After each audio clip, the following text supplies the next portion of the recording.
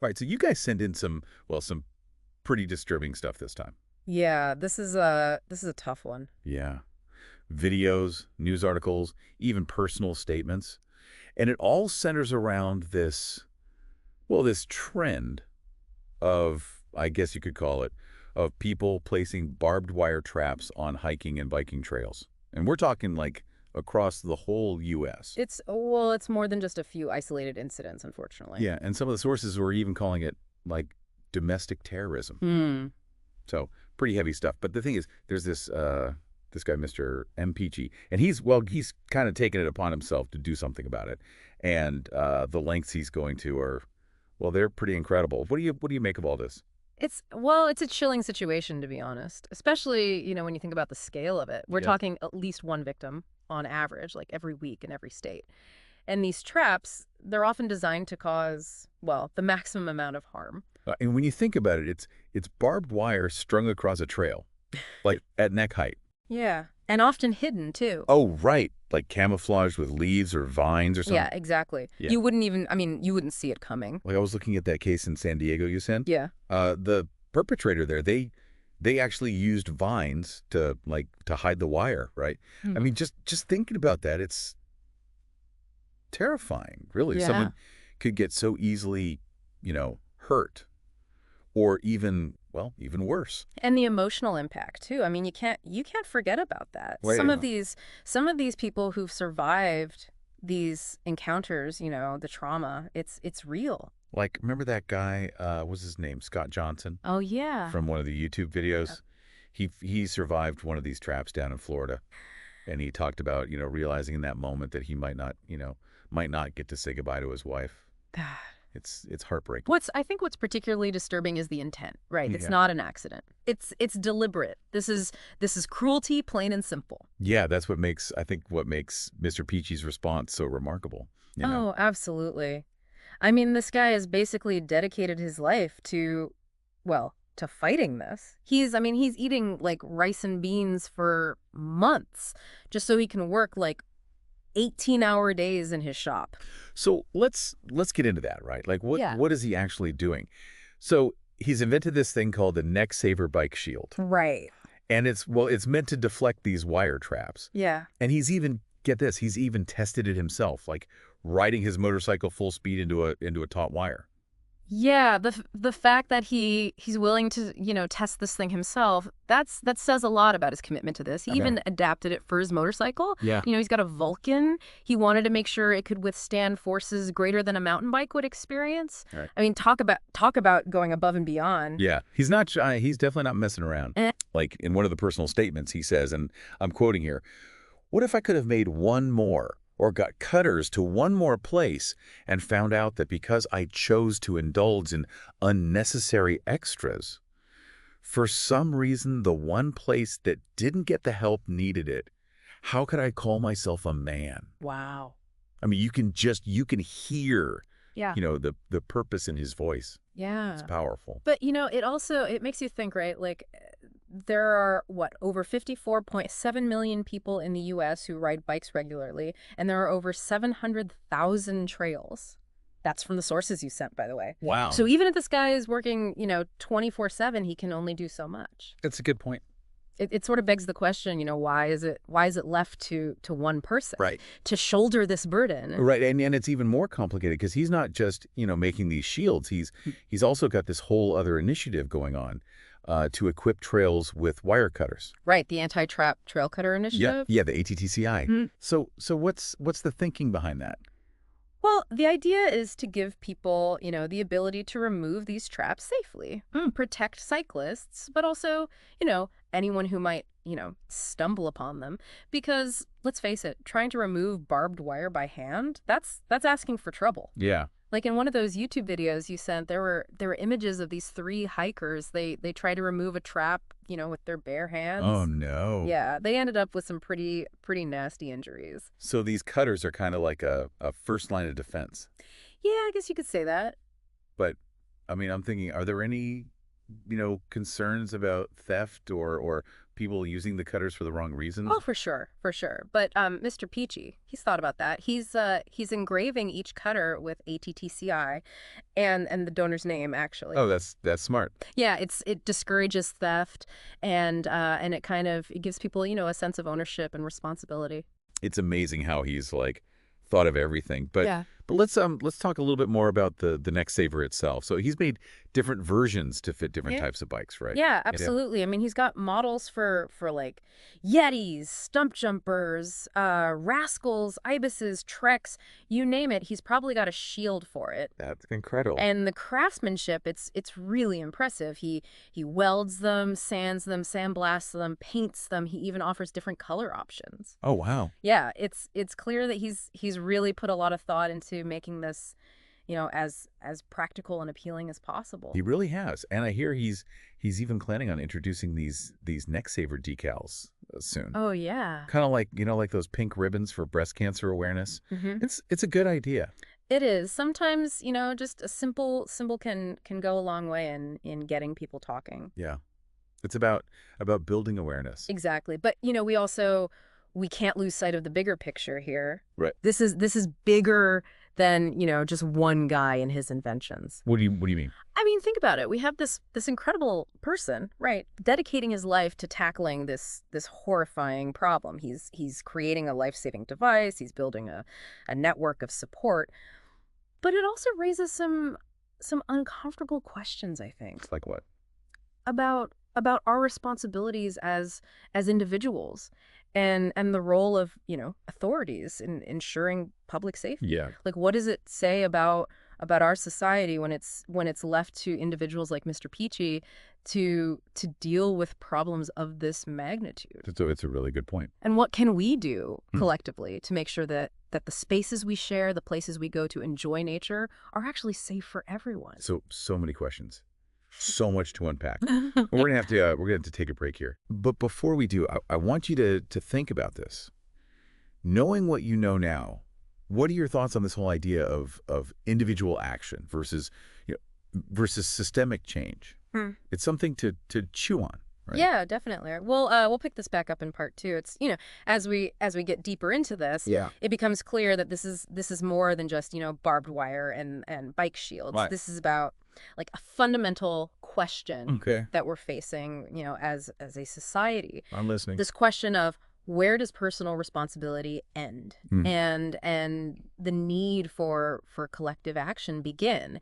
We have Mr. Peachy here pouring his heart and soul and even his finances into protecting others. Yeah. But shouldn't this be something that's addressed on a larger scale, Right. by authorities or organizations with more resources? Yeah. See what you mean. It's like there's a disconnect. You have, law enforcement investigating these incidents. You have park rangers trying to patrol the trails, but it's Mr. Peachy who's taking the most direct action, even putting his own well-being on the line. He really is. It makes you think about, what is the role of individual action when it comes to tackling these societal problems? Yeah, and especially like thinking about the sheer number of people who are at risk here. Billions. Like that article you sent, Cycling Statistics Run Repeat. Oh yeah. It talked about like millions of cyclists in the U.S. alone. It's a huge community. And it's not just the numbers. Right. But like when you read the sources, it paints a pretty disturbing picture Yeah. of who these perpetrators are targeting. Like a lot of these traps are set in remote areas, Right. where someone would be alone and vulnerable. It adds this layer of premeditation and cruelty. It does. That's what makes, Mr. Peachy's work even more vital. Yeah, I mean, he's providing more than just a product. Right. He's offering like this sense of security, a way for cyclists to reclaim their enjoyment of the trails Feel safe. without this constant fear. Yeah. And it's not just about the practicality of the neck saver itself, but it's the care that he puts into it, right? Absolutely. The different models for different bikes, the range of colors, those decals he's planning on releasing. It's clear he's thought about how to make this appealing Yeah. and accessible To a wide audience. He's not just, reacting to a problem. No. He's He's thoughtfully designing solutions. He is, but the anti-trap trail cutter initiative, that adds a whole other dimension Mhm. because that's where community involvement becomes crucial.